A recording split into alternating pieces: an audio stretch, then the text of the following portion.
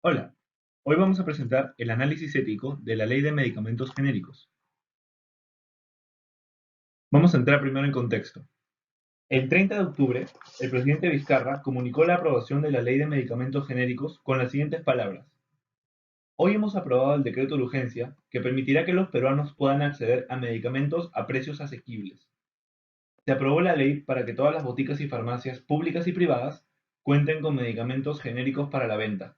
Esto declaró Vizcarra en La Razón.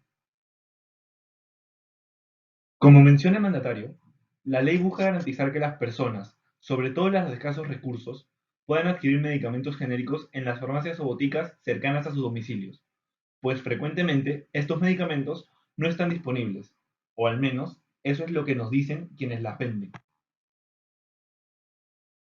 Esto resulta curioso si consideramos la abrumante diferencia que existe entre los precios de los medicamentos genéricos y los de marca.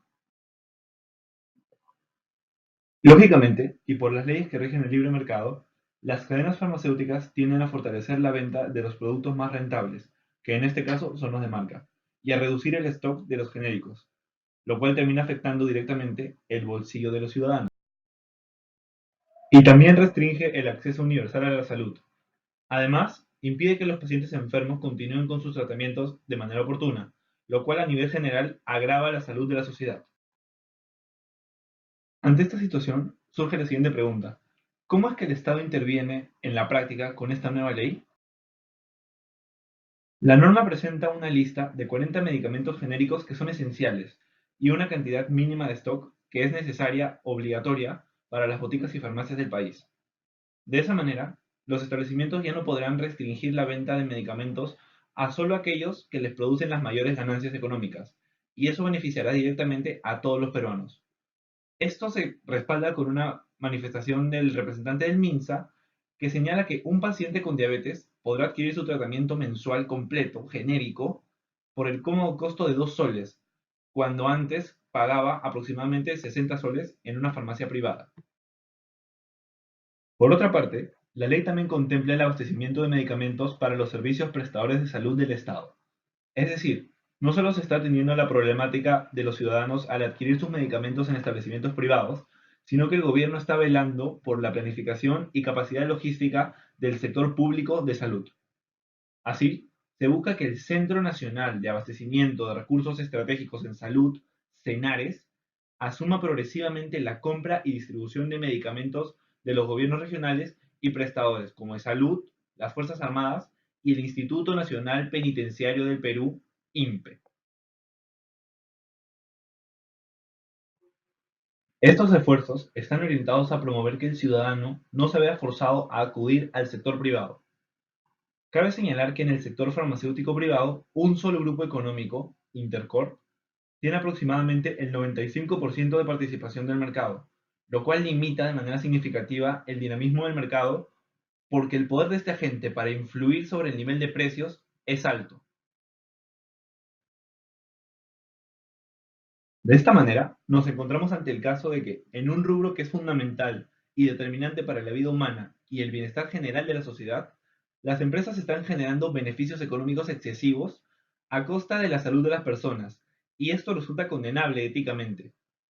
Mientras tanto, la intervención del Estado en un régimen de libre mercado aparenta ser una iniciativa aplaudible, considerando el alto valor que pagan los ciudadanos por las deficiencias del sistema de salud peruano.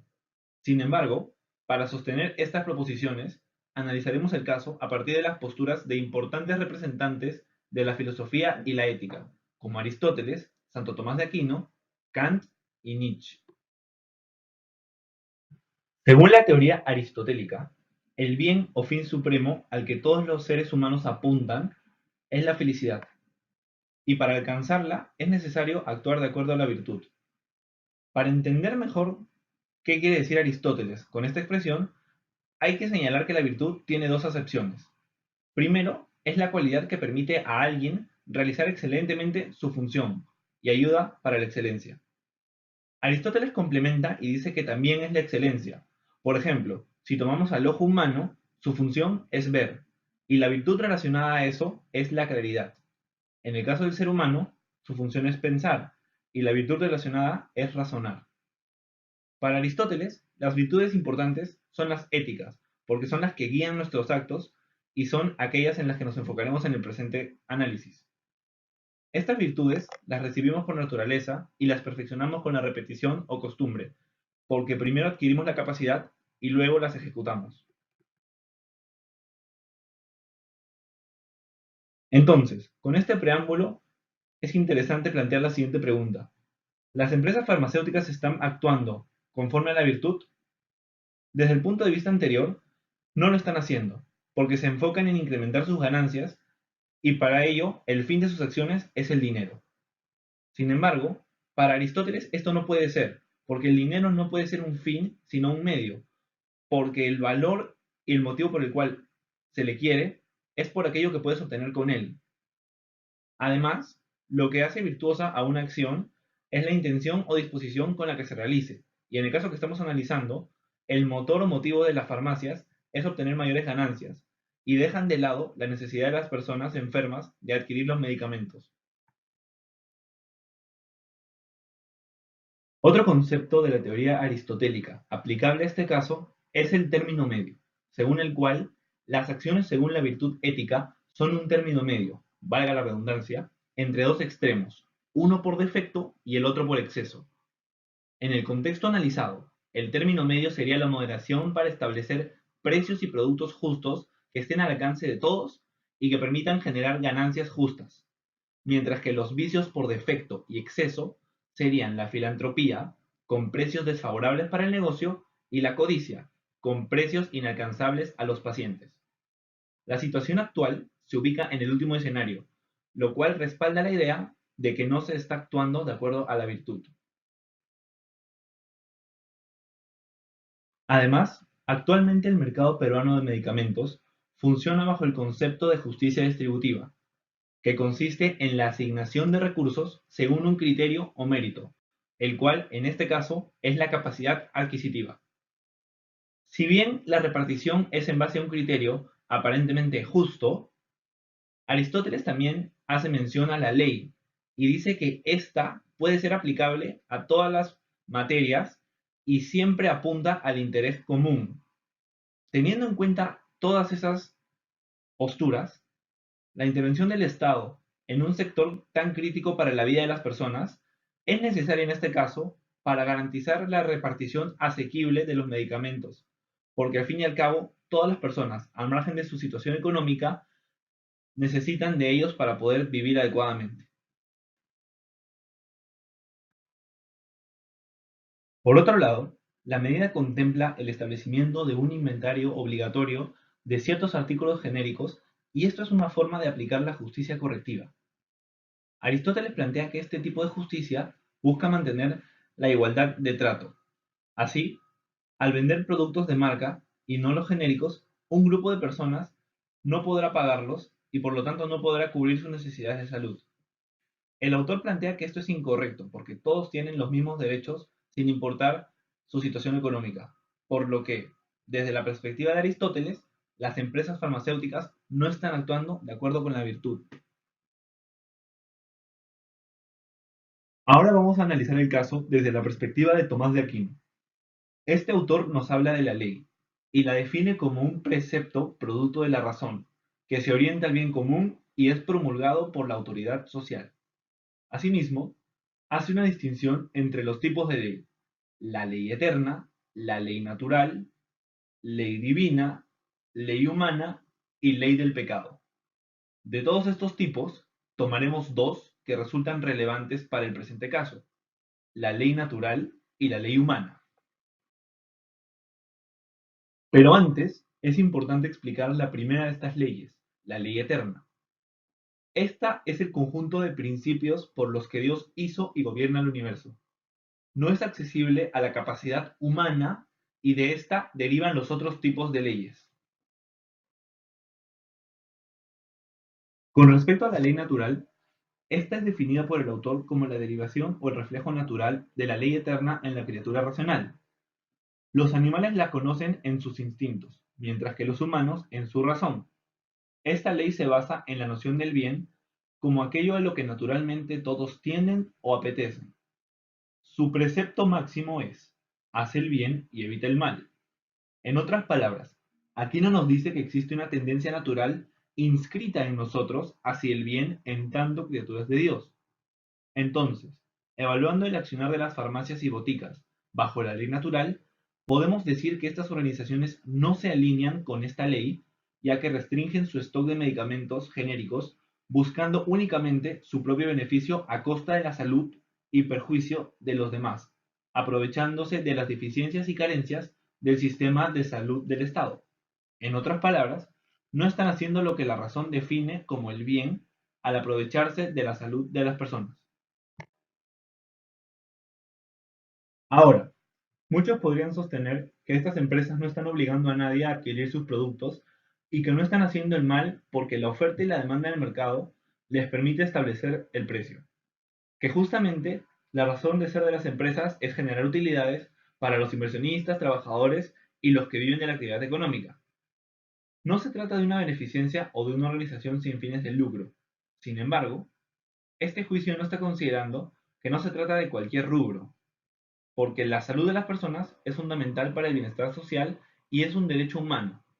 Además, en el caso peruano, este rubro presenta una especie de monopolio dominado por el grupo Intercorp, lo cual tergiversa la libertad del mercado, aún más cuando el sector público no se da abasto para atender la demanda actual. Es aquí que entra la ley humana. Esta consiste en las aplicaciones de la ley natural en circunstancias particulares de las sociedades humanas. Completan los espacios vacíos. Son útiles y necesarias, puesto que si bien el hombre tiene disposición a la virtud, también existe hombres mal dispuestos. Hay hombres que están más inclinados al vicio.